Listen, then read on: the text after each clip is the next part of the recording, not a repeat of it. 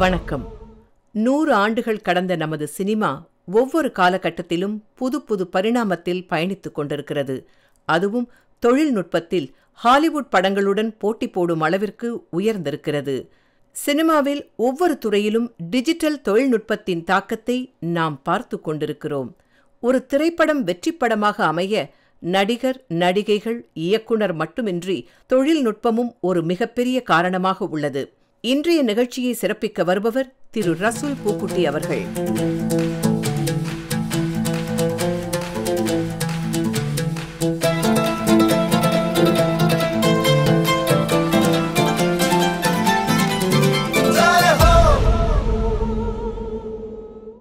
பல விருதுகளை வாங்கி இந்தியாவிற்கு பெருமை சேர்த்த ரசூல் பூக்குட்டி அவர்களது சாதனைகளை பற்றி இன்றைய சிறப்பு தொகுப்பில் நாம் காண இருக்கிறோம். ஆடியோ தொழில்நுட்பத்தில் ஒரு புதிய பரிமாணத்தை ஏற்படுத்தியவர். 67வது தேசிய திரைப்பட விழாவில் பெஸ்ட் ஆடியோகிராஃபிக்கான விருதை இயக்குனர் பார்த்திபன் இயக்கிய ஒத்த செருப்பு என்ற திரைப்படத்திற்காக ரசூல் பூக்குட்டி பெற்றுள்ளார். This time I was not expecting anything because normally every year there will be, my name will be there in the last round, and of course Patrakar will phone up and tell me, sir, please be available on the line and all that. So this year nobody was chasing me, so I also even forgotten completely about this year's national award, the time that is coming in. It's also because of the COVID and pandemic, and I was in the middle of 2 films release, so that work was going on, so I completely was oblivious to what was happening outside. So suddenly when I came to the studio and I came to know that this has happened, I was taken by surprise, and even more because it was for Otha Serippu number 7, because it was a very special film. It's a film that is built on sound, so I felt very nice being recognized for sound in that film. So it's only one actor and one space. There's nothing else in the film. There's nobody in the film, and the film is in one room. It's an interrogation room. A person being picked up as a murder suspect, and around 3 o'clock in the afternoon, and the interrogation goes on the whole day and night and the next day, and he is relieved. And he's been picked up as a suspect for one murder, and in the course of interrogation we realize that he has committed 3 or 4 murders, but they can't arrest him. That is how he has sort of designed everything.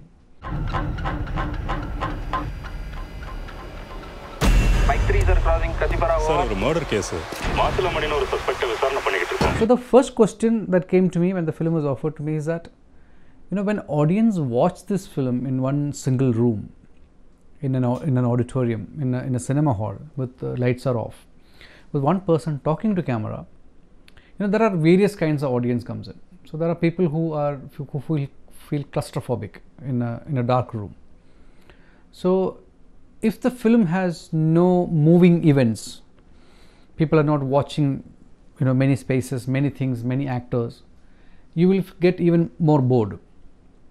So I thought dealing with this claustrophobia is the first thing that I have to handle. I have to tackle it. So I decided that when you are seeing only one space in the film, it's only this person and this room where he is narrating the story of the movie, because when they ask him, like, how did you commit this murder, he says, should I tell you how did I commit this murder, or should I tell you why did I commit this murder, or should I tell you why did I commit this murder? So he weaves stories around one question, and he lead them into another question, he lead them into another story. Every time you ask him a question, he'll tell you a story. So then we've decided, in terms of sound, we will not stay in the room. When he narrates you one story, like how he killed this man, the sound will travel to that space.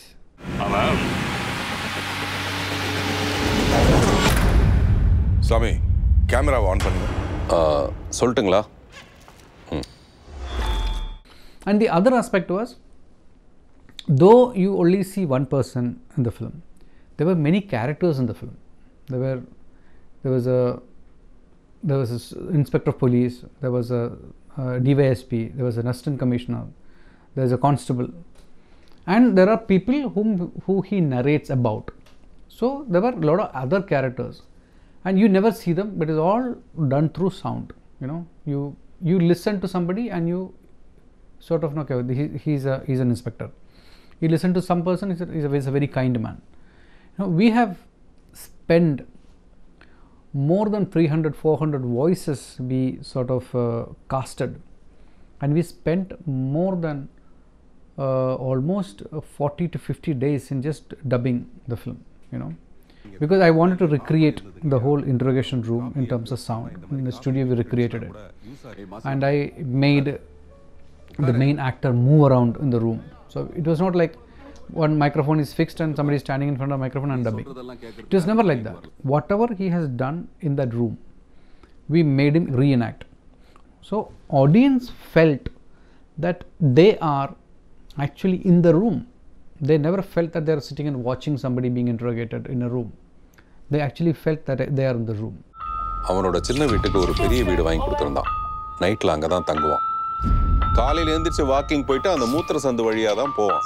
So the positioning of the sound was, you know, geometrically. So what happens in an Atmos is you can actually geometrically place sound in a room, in a cinema hall. So you have left, center, right, which is in the screen, and you have left surround, right surround, and you have rear surround and rear left and rear right. Then you have speakers on top. You have top left and top right.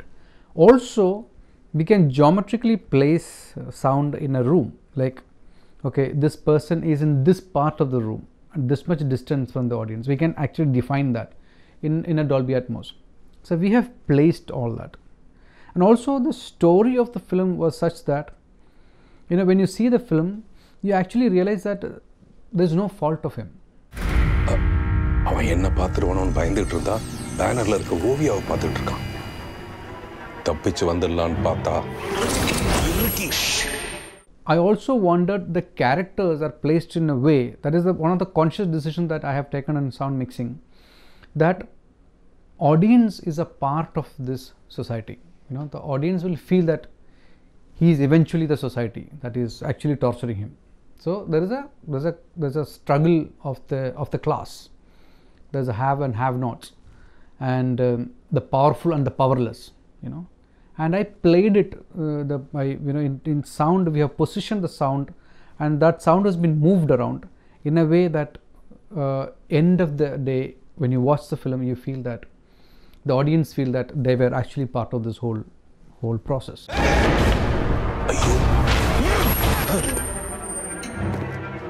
ஆமா சேலா. The sound played a huge narrative aspect in the film. So it was very, very hugely important. So even when the film was released, a lot of critic and a lot of audiences reaction came to me saying that sound is actually the second hero of the movie. So in that respect, I felt very, very happy when the sound mixing was recognized by the National Award jury.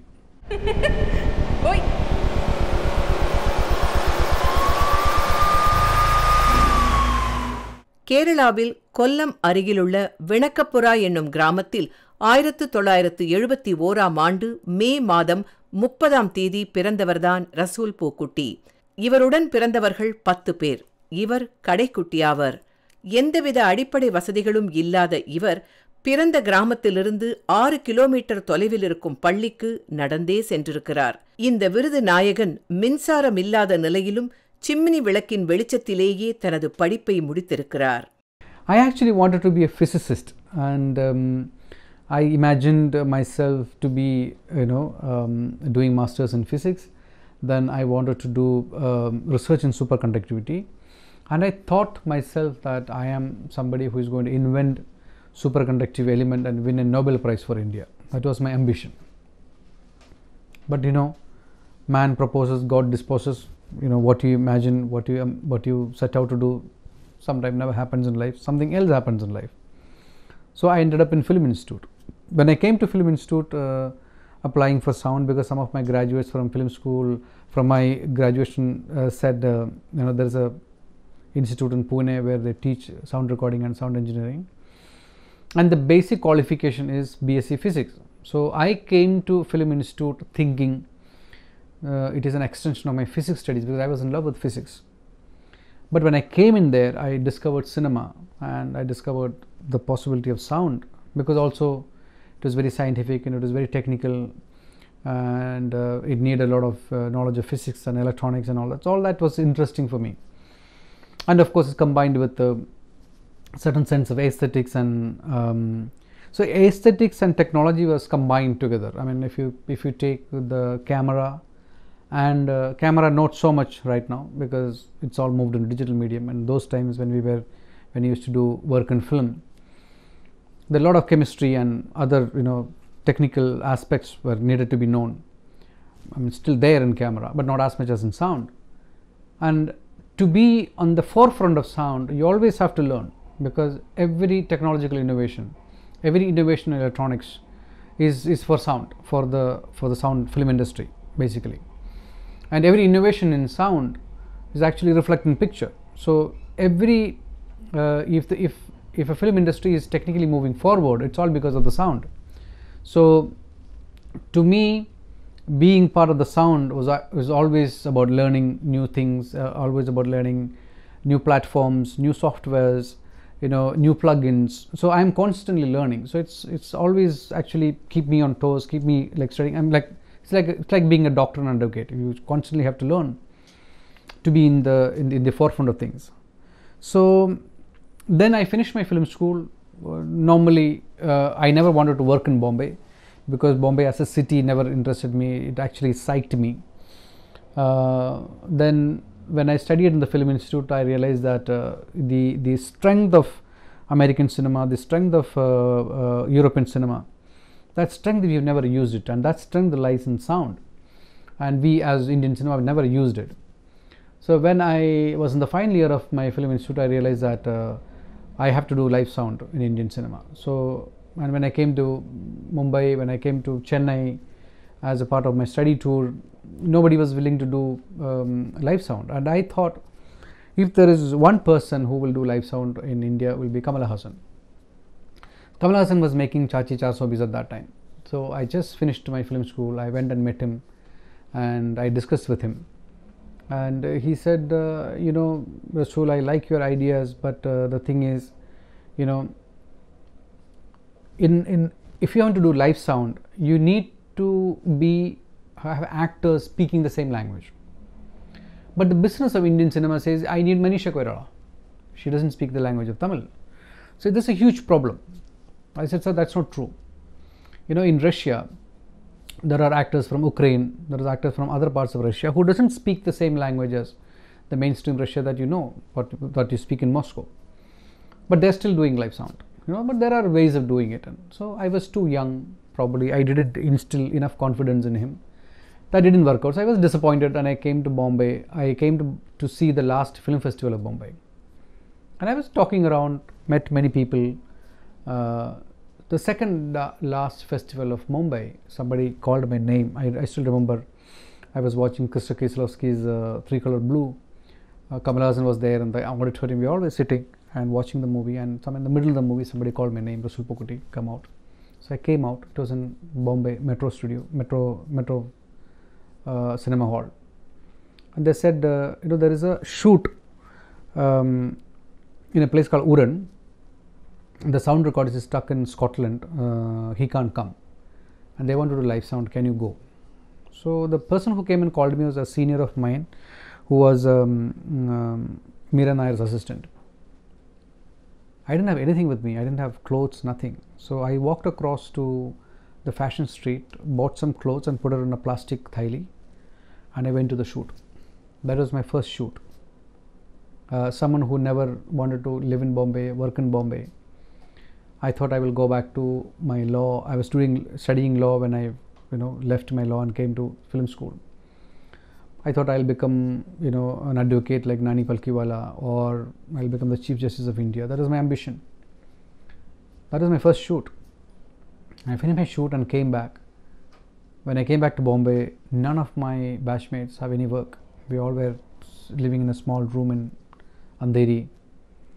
Then I had work in my hand. So I thought, why am I not working when I have the work in my hand? So I went back to the shoot, and that work got really appreciated. And one after the other, things kept coming in, you know, and I came out at the transition time of analog to digital, and because I studied digital in the Film Institute as my last year, I had much more advantage than the people who were working in the industry at that time. So that transition phase was very, very good, and satellite television just got hold of the situation, and the entire television program needed to be done live sound. So there was a time that was, you know, a need of a lot of technicians in the industry. By the time we came out, so one after the other, but I was very, very, very confident, and I had taken a vow to myself that I will only work in film. I want to do live sound in film. And one thing or the other, I did one film in 96 and one other film in 97 and 98, and you know, small films we did. And eventually when Sanjay Leela Bhansali invited me to do Black, that is I did one film before that with Mr. Bachchan Saab, and Bachchan Saab being an actor from the yester years where live sound was practiced, then dubbing came, then it is sort of moved out. He was aware of it, so he was very, very encouraging. Then in 2004 when Black came out, Black was completely done live sound because it was a film about deaf and dumb. The industry really sat up and noticed that, you know, wow, for the first time, good looking people, good camera work or good set or good costumes were considered to be production value. Whereas when Black came out, good sound was also production value.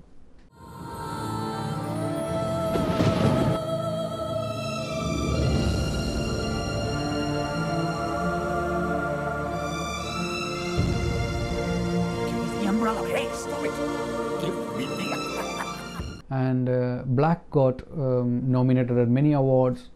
It got huge respect abroad, you know. It was mentioned in the American Cinematographer magazine about the sound of Black. So because they all were surprised to experience something like that. Even the whole industry was surprised to experience something like that. So that sort of solidified my position in the industry, and after Black I never had to look back.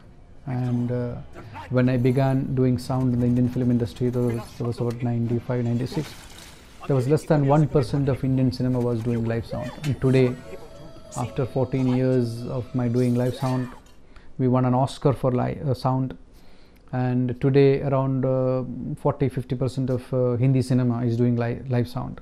Malayalam cinema is doing live sound, and it just caught on, and sound as an industry, as a craft, got far more wide acceptance, and today people are writing script because based on sound. I mean, Otto Seripu is a right example of that. I've been offered many films like that. I myself sometimes get really jittery about filmmakers, you know, trust in sound as a narrative aspect of filmmaking. So from 10 years, when after we won the Oscars, 11 years now, when I look back, you know, a lot of things has changed, and sound as a craft has got so much attention from the audience, from youngsters, and so many students are coming to study sound, and so many people are accepting sound as a stream of their work. So I feel very happy and proud to be part of like a movement. 1997ஆம் ஆண்டு வெளியான private detective என்கிற படம்தான் இவரது முதல் திரைப்படம். 2005இல் பல விருதுகளை பெற்றுத்தந்த திரு சஞ்சய் லீலா பன்சாலி இயக்கிய பிளாக் என்கிற திரைப்படத்தின் மூலம் திரு ரசூல் பூக்குட்டியின் பெருமை பட்டி தொட்டியெல்லாம் சென்றடைந்தது. திரு ரசூல் பூக்குட்டி அவர்களுக்கு 2009ஆம் ஆண்டு வாழ்நாளில் மறக்க முடியாத ஒரு ஆண்டாக அமைந்தது. ஸ்லம்டாக் மில்லியனர் என்கிற ஆங்கில படத்திற்கு சிறந்த ஒலியமைப்பிற்கான உலகின் உயர்ந்த விருதான ஆஸ்கார் விருது ரசூல் பூக்குட்டிக்கு வழங்கப்பட்டது. அதே ஆண்டு கேரள வர்மா பழசி ராஜா என்ற மலையாள படம் சிறந்த ஒலிப்பதிவிற்கான தேசிய விருதை ரசூல் பூக்குட்டிக்கு பெற்றுத்தந்தது. When we were going through Slumdog, you never know what will happen later on. So when I was going through it, it was one of the most difficult work I have done. I'll tell you why. When I was studying in the Film Institute, in my room there was a poster of Danny Boyle, which was a poster of Trainspotting. So when somebody called me years later that Danny Boyle is making a film in India, would you like to work on that? I couldn't believe it. I was working on Savary at that time. No, I was working in Ghajini at that time. I immediately accepted it because Amir Khan, who was working on Ghajini, was taken a break for bodybuilding. So we had like 6 months break, and in that 6 months this film came in. I readily agreed. I was excited to work with Danny Boyle. When I went to the set for the first time, so I thought, I worked with Amir Khan in the streets of Mumbai, and we did live sound. It is one of the most difficult live sound. Nothing stops me, I can do anything. So I went to the set of Slumdog with that ego in my head that I can do live sound. But when I went there, it was completely different. First day when I went to the set, there were 5 cameras, and they were film cameras, they were digital cameras, and they were a brand new digital camera just came out. Basically, that camera and that system was invented for Slumdog Millionaire. It is called the SI2K camera. So it had only one lens attachment. So it had one like a prime lens attachment, like the way you see it in a film camera, and there were data cables going from it. And on the back of the cameraman, there's a backpack, there's a MacBook Pro computer, and a hard drive, and it used to get recorded on hard drive. So basically, there was no camera, there was no huge camera. This is something that this cameraman can hold it in his hand and move around with that, like that. And it was shocking to me. And he was not shooting just with one camera. He was shooting minimum 3 camera, 4 camera, 5 camera at the same time. And there was no concept of one shot. He used to enact one whole scene, It was shot like that, which meant I have to multiple mic people, and I have to do an online mixing right there, which I have done it, which I enjoyed, but it was coming back to me in a film. It was shocking because in a city like Bombay, it was too noisy and too much of cacophony. To record professionally useful sound was difficult. You, as a sound man, in the most noisiest location, you would pick up the minimum number of microphones. Here, end of the day, so first week it was very, very difficult for me. I couldn't figure out what to do and how to do things. And I thought it is like I'm completely, useless, and whatever I have learned has no use for me. So first weekend break, second weekend I decided I will change my entire pattern. I will unlearn everything that I have learned. So that ego of that I have done an Amir Khan film in the streets of Bombay and everything is possible in Bombay, I had to forget it. What I had to do is I decided I will record the soundscape of Mumbai, and within that soundscape this film is happening. I thought I'll do an experiment. I thought these white people are making a movie. I'll do this experiment. Nobody will watch this film in India, and my reputation will be intact. So this is what I thought. When I started doing it, I didn't realize that I was doing something remarkable, big, or I was just having fun.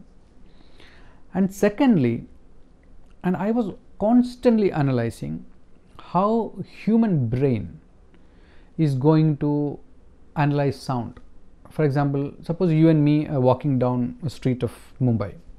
There will be a lot of traffic and noises and people, but whatever we are talking as you and me when we are walking together will be heard, because human brain has an ability to delete what it doesn't want. It can only keep what it wants. But if I keep a microphone in that position, the microphone will not delete these things. So I was constantly analyzing how human brain is processing sound. And I tried to make the microphone hear exactly like that. So which meant when we shooting in a sequence, in a place, in a market, I will mic up the entire market. We live for the buck, we get for the family. One day I want to be a star, so I get to hang in a bar. I'll go to Vegas in the payers just to forget my scars. I am constantly watching 2 cameras coming to me, and I am doing an online mixing to that. I did the whole film like that. So forgetting about, professionally, it is professionally good or bad. I never thought that kind of an experiment will yield result like how it came out. Because when Slumdog came out, many people have come and told me that we could smell Bombay, That was basically due to the way the sound was done in those movies, in that movie.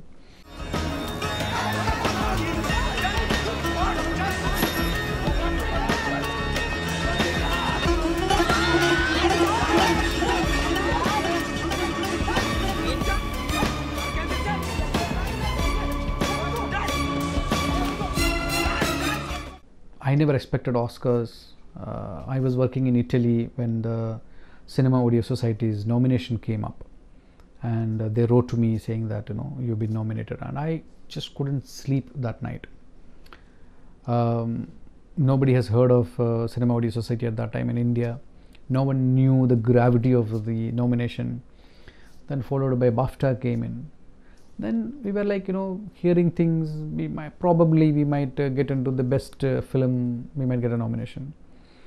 And the day Oscar was announced, the nomination was announced.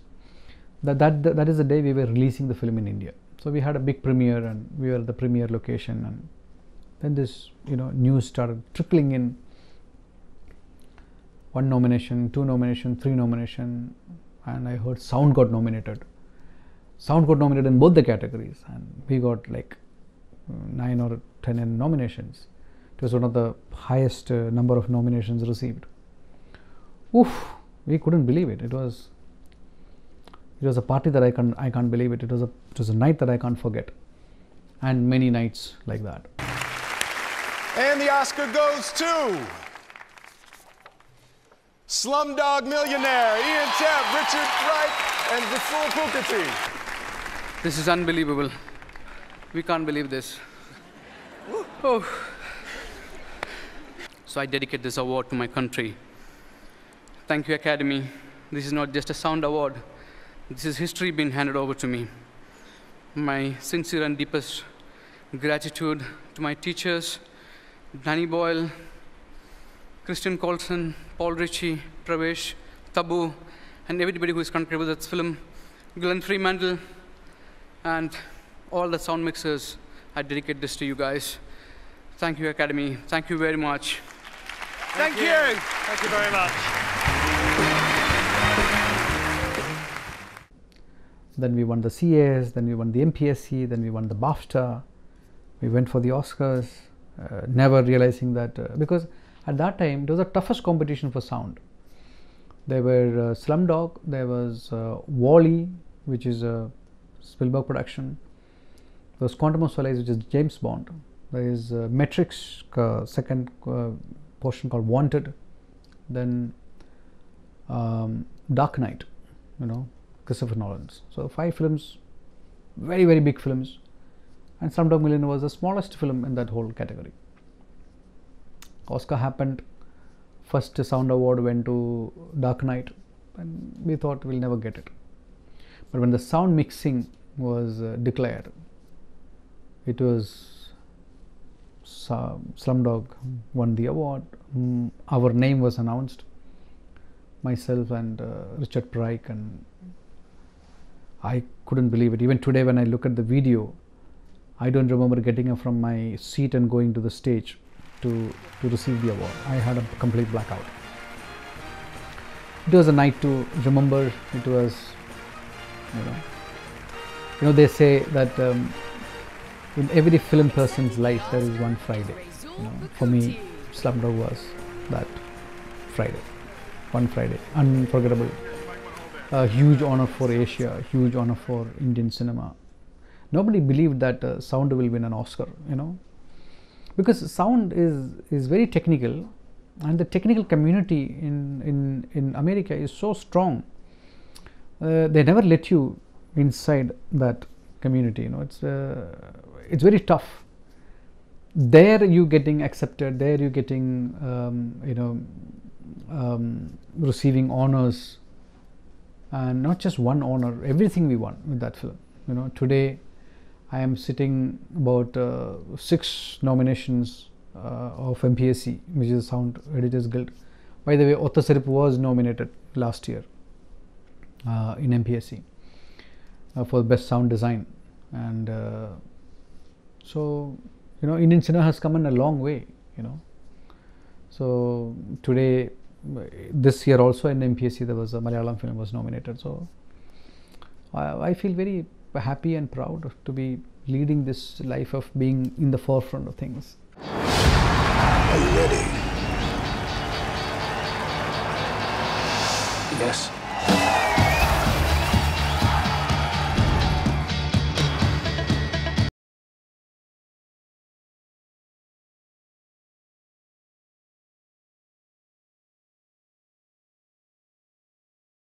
The right answer!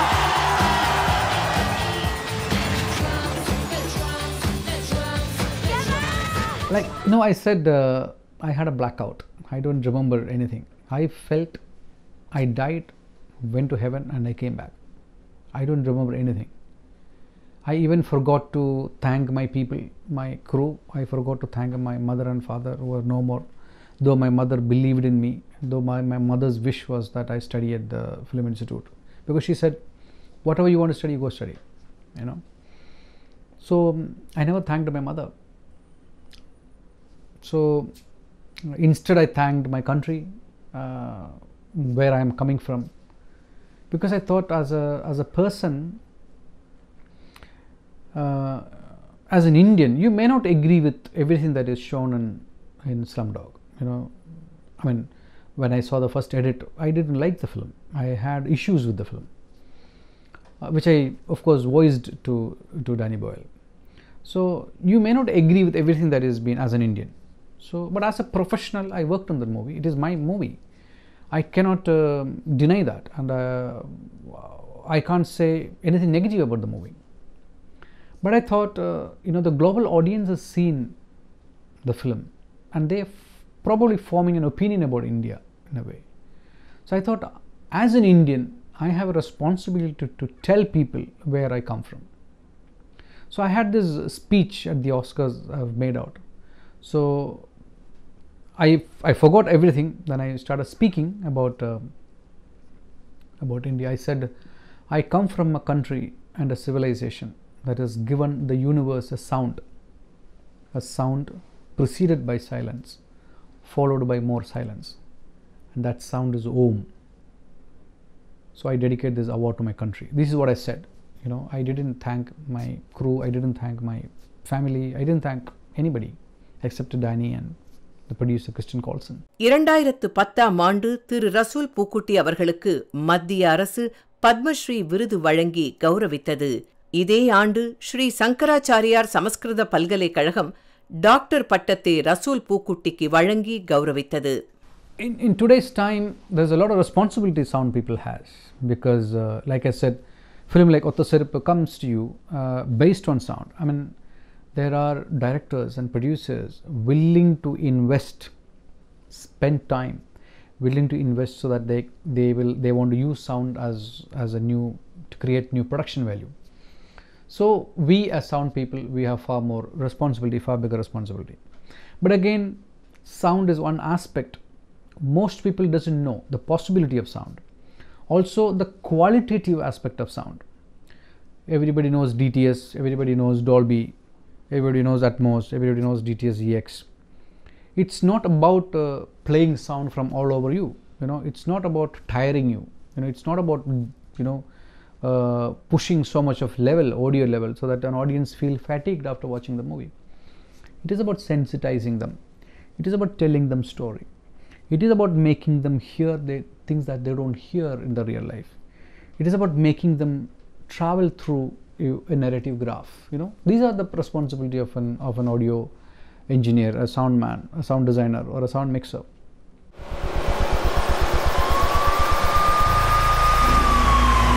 உள்ளுக்குள்ள போய் போர்வை எடுத்து போதுனா 50 பேருக்கு sir எல்லாம் என்ன பயமுறுத்துது.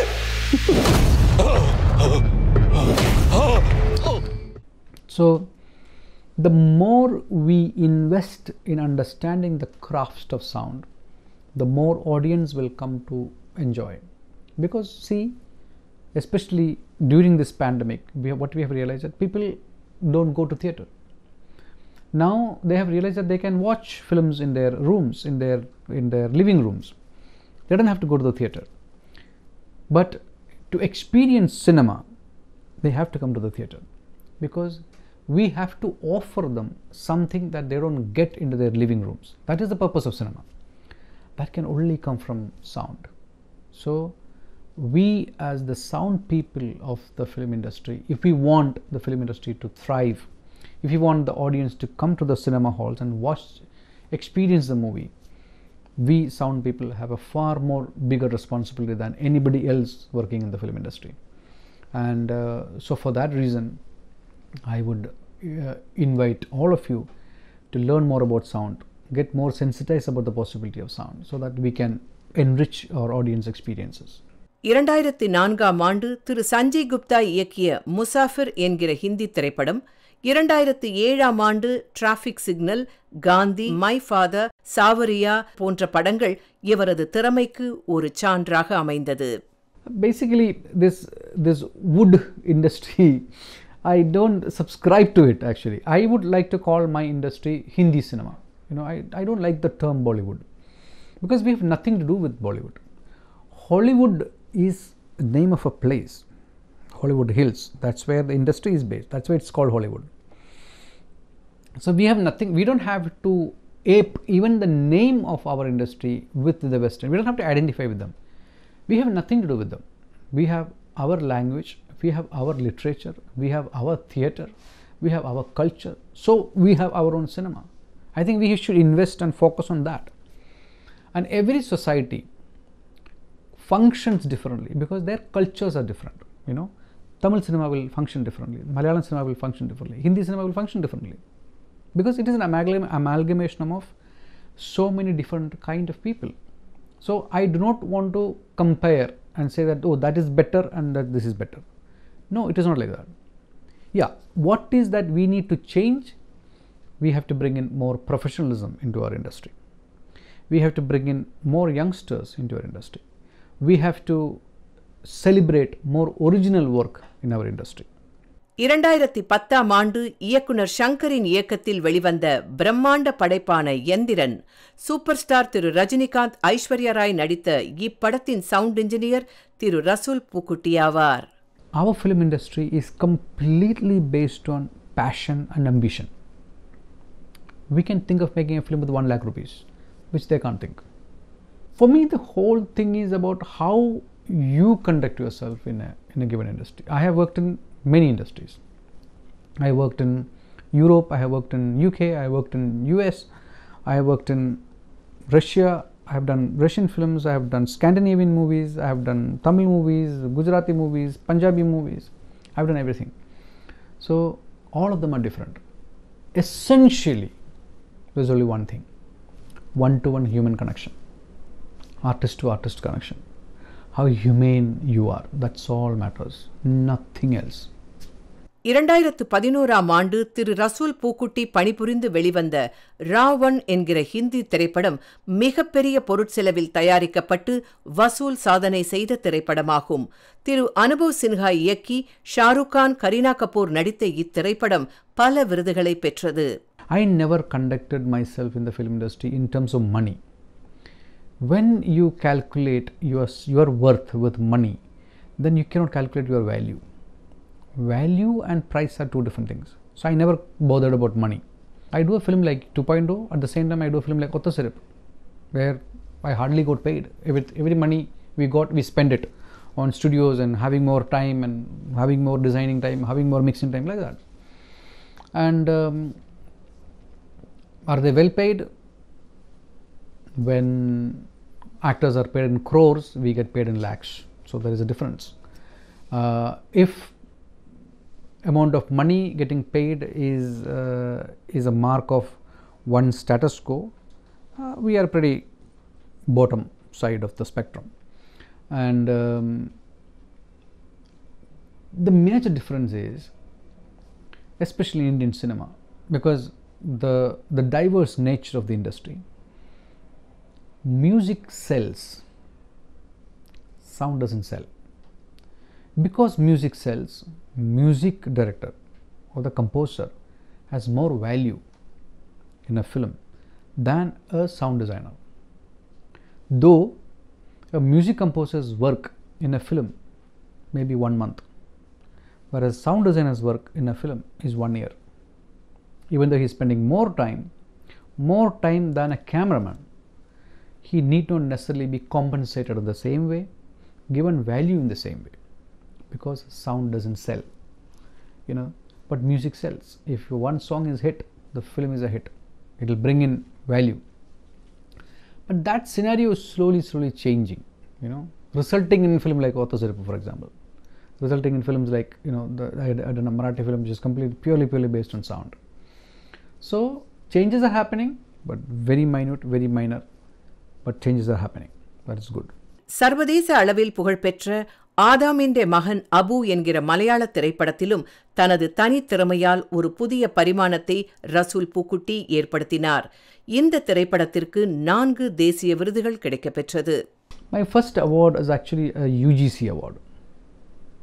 You know, I did a documentary for UGC and we were recognized for the best sound. So they called us to Delhi and honored us, and very proudly I had kept it.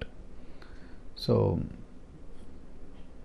UGC recognized my talent first, and before I joined the Film Institute, you know, UGC used to make those programs on cinema which used to come in Doordarshan every weekday at 3 o'clock. You know, I used to sit with my notebook. I used to sit. Hariharan sir used to make a program in Doordarshan on cinema, cinema appreciation. So I actually came about being a film person through Doordarshan. Doordarshan used to show some of the best film of that, even a film that I haven't seen in Film Institute, I saw it on Doordarshan. See, that's the difference between Doordarshan and the rest of the satellite television. Doordarshan should sustain, you know. There are certain things that India can be really proud of, and to me, one other thing is Doordarshan, because it invested so much time, money and energy in educating its rural folks, and I am a product of that. So I have a huge respect for our public institutions, because I studied in a public school. I studied in Malayalam medium. I went to school because I used to get one-time food in the school, you know, and all my studies, I never paid for tuitions, I never paid donations. I studied in the film school with scholarship, whatever this, it was very little, 500 rupees scholarship, which is given by INB ministry. I am a product of public school. I am very proud to say this, and it is the public institutions of this country has made me. So whatever I am today, Doordarshan, you have a huge part in making me, and I am grateful to you. I am grateful to you. And these are the aspects in a modern Indian society we have forgotten, and we don't talk about it. It is very sad. Even the biggest people who have come forward utilizing these facilities and come and become whatever they have become, they made money or they got position in society, they forget it. I feel very sad about it. They don't recognize it, you know, when they get opportunities like that. So I am very, very happy and proud to say that I am a product of Indian public system, whether it is schooling, whether it is institutions, anything. So whatever I do, I will give it back to my public institutions. I think they made me, and they are the strength of this country.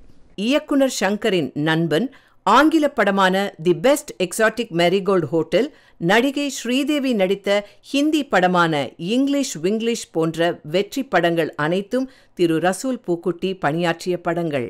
2013ஆம் ஆண்டு வெளிவந்த மலையாள திரைப்படமான குஞ்சநாதண்டே கடா, நடிகர் மம்முட்டி நடித்த இப்படத்தின் ஒலிப்பதிவாளர் திரு ரசூல் பூக்குட்டி ஆகும்.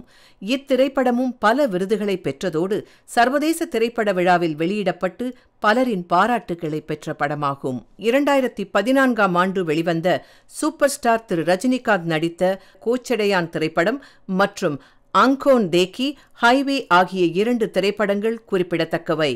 இயக்குனர் ஷங்கர் இயக்கிய சூப்பர் ஸ்டார் ரஜினிகாந்த் நடித்த 2O திரைப்படத்தின் ஒலிப்பதிவாளரும் திரு ரசூல் பூக்குட்டி அவர்களே. Actually, I did three or four movies with Rajini sir. The first movie was Endiran. Then we did Kochadiyan, and then we did 2.0. Kochadiyan was especially different because that was the first motion capture movie in the Indian film industry. And there was a danger in that movie. You know, the danger was, you know, when you talk about Rajinikanth and his aura and his image, there are certain things that people expect from him, and the fact that he was not a real character in the film, you know, it was animated, it was motion captured. Even though he is acting, his facial expressions are there, but people looked at it as it's a cartoon film. You know, people thought that it's a cartoon film. I mean, it's a bad word to say, or an animation film. It is neither an animation nor a live action. You know, it's just somewhere in between. So I had a bigger responsibility in that, because what can make that film alive, and what can make that film seemed real was the sound. மக்கள் மனதில் மன்னனாக வாழ்ந்த மனித நேயம் கொண்ட மாவீரன். Everything you are seeing is drawn. Everything, even the costume was drawn in computer. Every movement is drawn. Everything is drawn. You know, because it is shot with motion capture technology, there was no limitation of camera angle. It is covered in 360 degree, and in the editing table you can decide, okay, to have this camera angle or this camera angle or this camera angle. You know, everything was digitally written in that film. And the only thing that you can identify that it as real was the sound.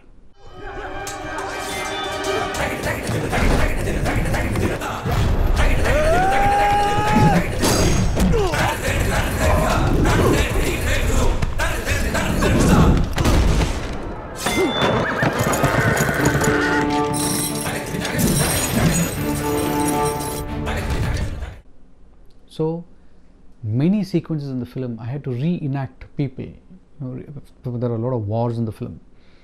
The war was reenacted for sound. So I had called in 200 people in a location, and main sequences from the film, I made sure that I recorded those things live. And there is something called convolution reverb in sound technology we use. Is that suppose there is a fort, courtyard of a palace, that has a separate reverberation. Like a palace has separate reverberation because it is built of stones and whatever reasons. We went to Udaipur and recorded those convolution reverbs of actual fort and palaces, and used them to recreate the sound of those spaces that you see in Kocharian. And animals, you know, there is hyena fight, there is a lot of animals that are in the film, you know, their fight and sequences. Everything that we have done, we've done it with so much live aspect, so that an audience, when they see it, they'll feel it larger than life. They feel it is real. So Kocharian was especially difficult film for sound.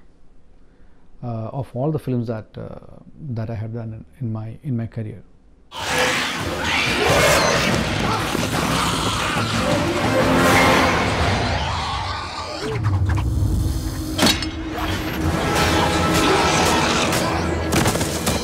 I think I learned so much from people. I'll tell you a small story. When I was in the Film Institute, I came from Kerala. I'm born in a very small village in Kerala. There was no electricity. I got electricity when I was in the 12th standard. So when I came to Pune, I couldn't speak English much. I couldn't speak Hindi like all South Indians. And locally they spoke Marathi. So I had no idea. So far I studied in Malayalam medium, so I didn't have much knowledge of English either. So I thought I have to study, learn, I have to improve my English. So I decided a timetable for me. So in that timetable, the library opens at 8:30. So I go and spend half an hour in the morning in the library and read. So every day I have a timetable. I go to library in the morning, then I go to library in the afternoon after the lunch break, then between the film, whenever I get break. So I had this Monday to Monday I had this thing. So then I realized in the morning I'm only getting a little bit of time. like I'm only getting half an hour. So librarian comes, he opens the door, so 10-15 minutes will get lost in that. So I would go and wait for the librarian to come. I don't go after the librarian come, I go and wait for him. He started noticing this. After a month or two, he started coming early. He had no reason to come. He invested every day half an hour from his life for me. This is what I said about public institutions. I am a product of such people, kind-hearted people who are a part of our public institutions. He gave me part of his life for my betterment. So whatever I do, I have to give it back to the society. So wherever public institutions call me, I go and I meet students, I talk to them, and whatever I can, I teach them. I teach in a lot of film schools abroad. During this lockdown period, I was teaching in a French film school. I do that. I have decided I will start a film school or a sound school where I would teach them about sound, as art of recording, as a craft, about cinema as a language. That is what you need to know.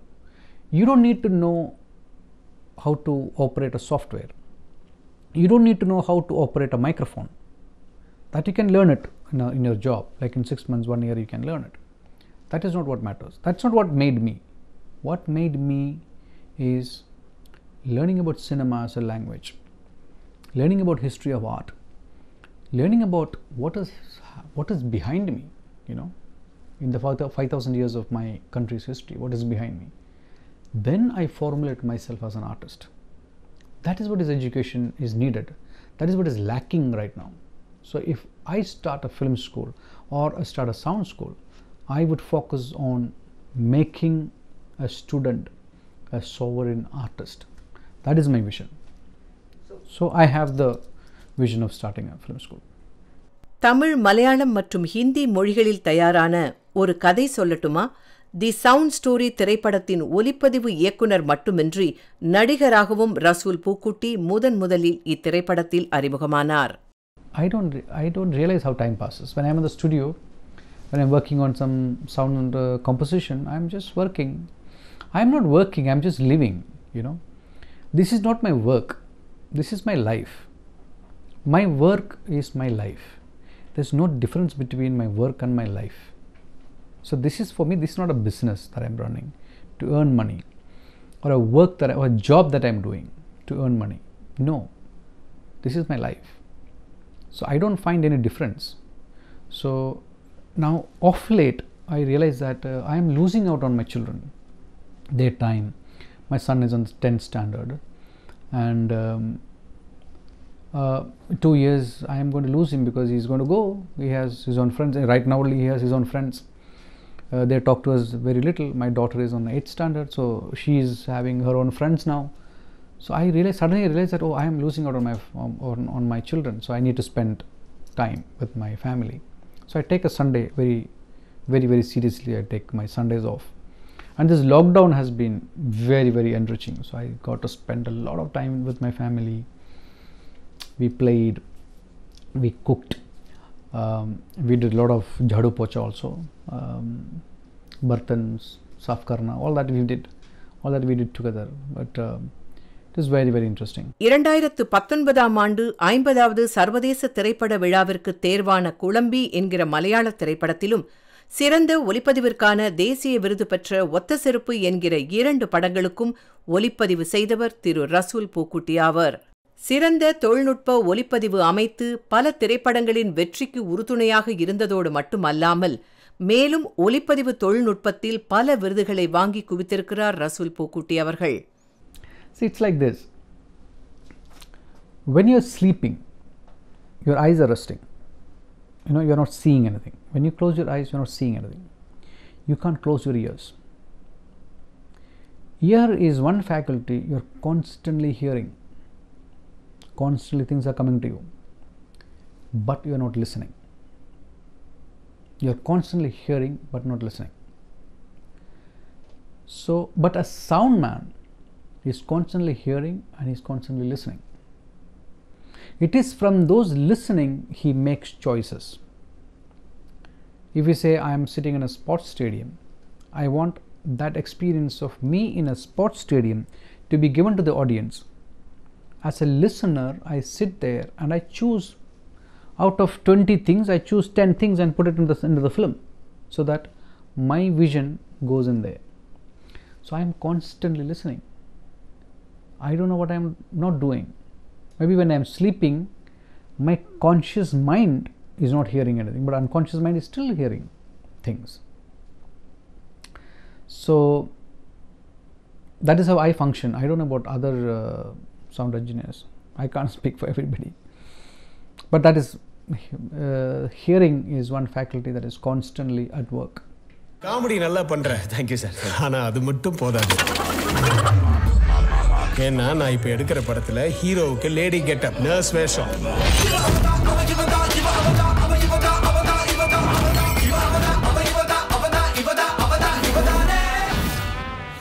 I have no message to give you, because it sounds very didactic when you give messages. But only one thing I can tell you, that there is no shortcut to hard work. There is no shortcut to success. Hard work, stability and perseverance. These are three things that you have to do. You have to understand, when somebody talk about someone, that person is hardworking, it is not his perspective. In his perspective, he is just working. Working hard is another person's perspective. It is not your perspective. So you don't think that you are working hard. You are working enough to satisfy yourself. That should be the goal, and that should be your ambition. Murphy's rule. If you can invest in yourself like that for 10 years, you will excel in your field, whatever field that is. It's like Robert Blake has said, the woods are lovely, dark and deep, but I have promises to keep, and miles to go before I sleep, and miles to go before I sleep. This is what I am. This is what I aspire to do. Thank you, and I'm grateful for having me in this show. Thank you, Doordarshan, and its profound audience, the Indian Janta, Aam Janta.